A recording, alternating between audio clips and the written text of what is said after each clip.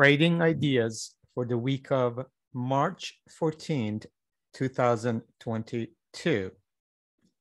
Well, we have the FOMC coming up this week, so I thought this was a timely cartoon. And I think perhaps there is a grain of truth in there.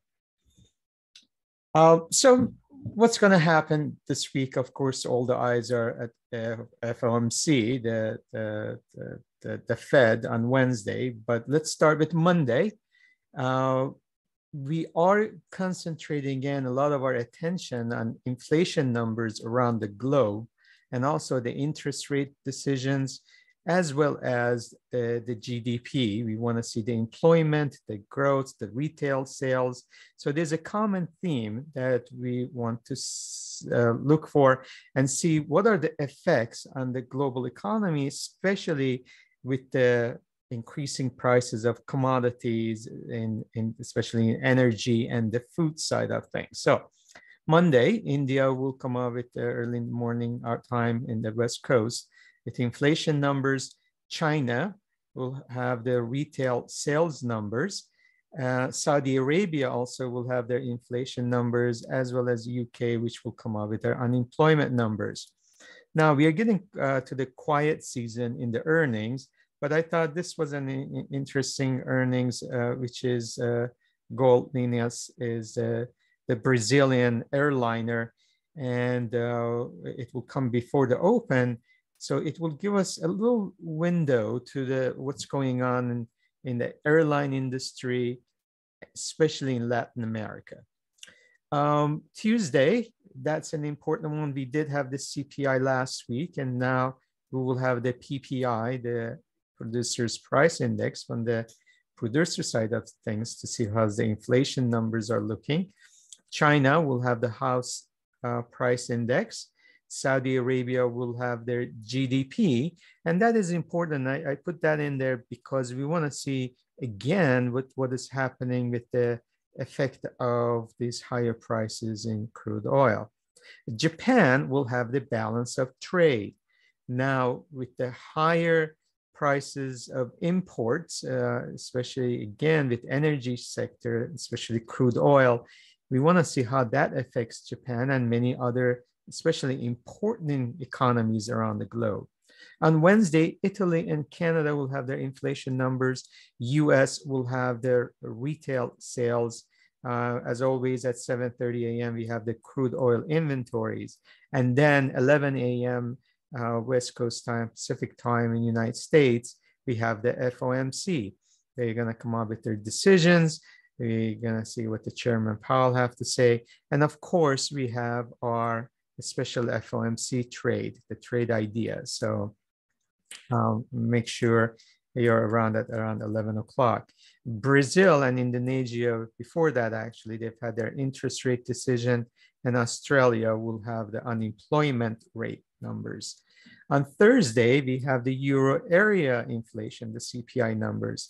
Turkey and UK will have their interest rate decisions.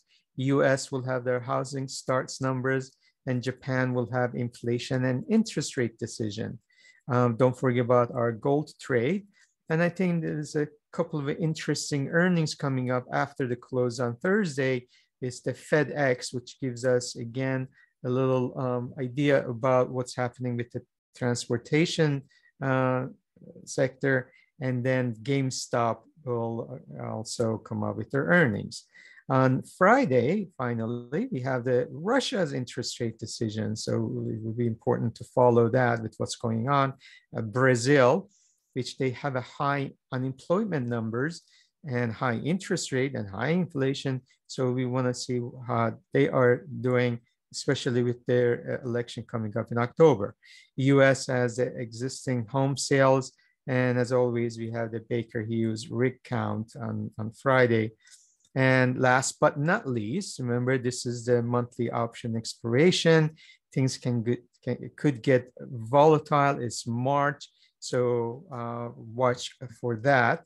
And with that in mind, these are some of the ideas and upcoming events especially if you're playing emerging markets and you're following the economies of these countries. And I hope it gives you some good ideas. Last but not least, I mentioned about balance of trade. Now, again, as I mentioned, with the high cost of commodities, it's obviously trade is being helpful for the exporting of these energy-oriented and commodity-oriented economies. On the other hand, the importing ones, they are the ones who could be suffering. So what is this, the balance of trade? Or it's called commercial balance or net exports. It is a difference really between the monetary value of a nation's exports and imports. So it's almost like net worth. So it is what they export and what they import over a certain time. So it could be an annual basis, month over month. And so it is important to understand sometimes, most of the time we talk about goods, but it could also be for services. Now, the other thing is if a country exports a greater value than it imports, obviously it has a trade surplus. And that's why I thought it's important to understand, again, the commodity-oriented economies. On the other hand, if conversely, if a country imports a greater value than it exports, then it has, obviously has a trade deficit or negative trade balance. And this is important. That's why I mentioned Japan. Again, they are an importing economy on the energy side. So it's important to see how they're looking with their balance of trade. So with that in mind, I wish you a wonderful and prosperous week ahead till we meet again next week. Have a wonderful week.